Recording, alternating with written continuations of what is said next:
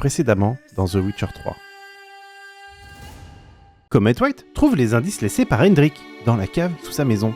Les deux pistes sont le baron et une sorcière. Comet White choisit de rentrer en contact avec le baron. Arrivant dans la forteresse, il se fait agresser par des gardes suite à ses actions à la croisée des chemins. Cherchant un autre passage pour passer la herse qui reste fermée, il trouve une entrée sous l'eau qui entoure le fort. Après avoir abattu la guenaude, il remonte par le puits et arrive dans la cour arrière et rencontre le baron. Malgré tout, le baron accepte d'entendre sa demande.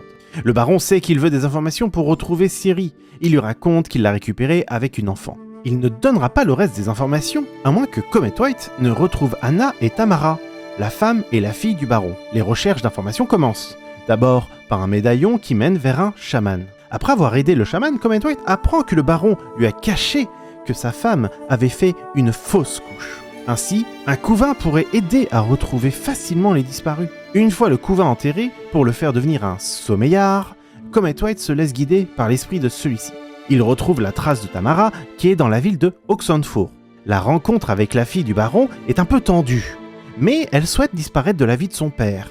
Elle veut retrouver sa mère avec l'aide du temple du feu éternel.